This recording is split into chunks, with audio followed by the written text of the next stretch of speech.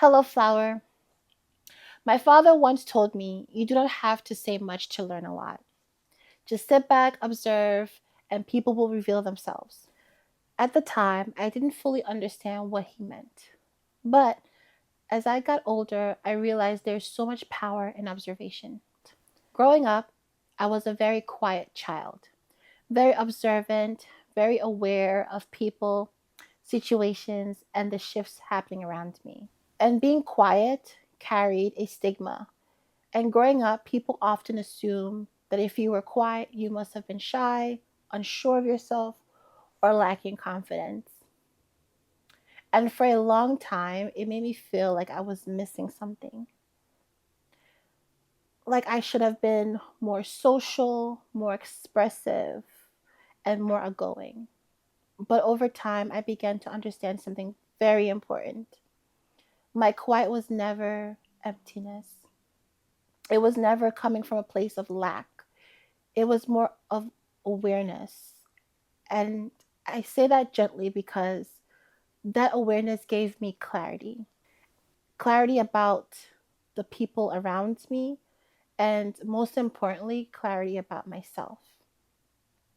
Maybe that feels familiar to you. Maybe you are the one who noticed everything, the quiet one in the group, the one who read the room before speaking. And if that feels familiar, I want you to know there is strength in that kind of awareness. Flower, where in your life have you benefited from being quiet and observant? Take a moment and reflect on that. If you feel comfortable, share your thoughts in the comments below.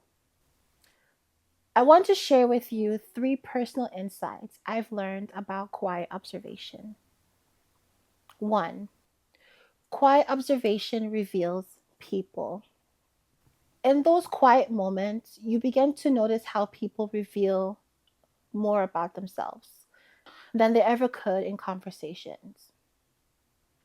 You notice how they speak when no one is watching, who uplifts others, who belittles, who shares the spotlight, and who dims it. And that awareness can deepen your discernment. It helps you recognize what kind of people you want to keep close and what kind of people you may need to step away from. But revealing is not always negative. Sometimes it's amazing. Sometimes you look around and feel deep gratitude for the people you are surrounded by. Two, quiet observation reveals you. Quiet observation does not only teach you about the people around you.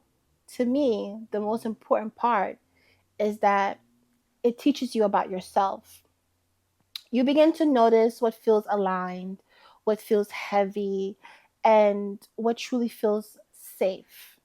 You begin to understand what you're willing to accept and what you're quietly outgrowing. And then you begin to see your own patterns clearly. You have the opportunity to move differently, to move with more care, with more intentions, and more self respect, especially if something is no longer aligned with the person you want to become. Where in your life have you quietly outgrown something simply by observing? Three, quiet observation protects your peace. This one, flower, is my personal favorite. Silence can be seen as boundaries, and with those boundaries, can protect your peace. Quiet observation allows you to gather information without rushing to conclusions. It gives you a space without announcing every thought to the world. And as I've learned years later, silence is not emptiness, it is presence, it is wisdom, and it is protection. The world often pressures us to respond quickly, to react immediately, and to defend ourselves loudly. But your strength lies in your ability to choose when and how you speak. Being quiet does not make you passive, it makes you intentional. And with intention comes power. Sometimes the most powerful position in the room is the one that's quietly observing. You do not have to be the loudest voice. Being bold is beautiful, being expressive is amazing, but there's so much power in sitting back, watching, listening, and allowing people to reveal themselves. The power is not always in reacting, the power is in choosing. I want to leave you with something to reflect on. Where in your life can you replace reaction with observation? And what new awareness might that create? Sit back, write about it, notice what surfaces. Until next time, my Rose.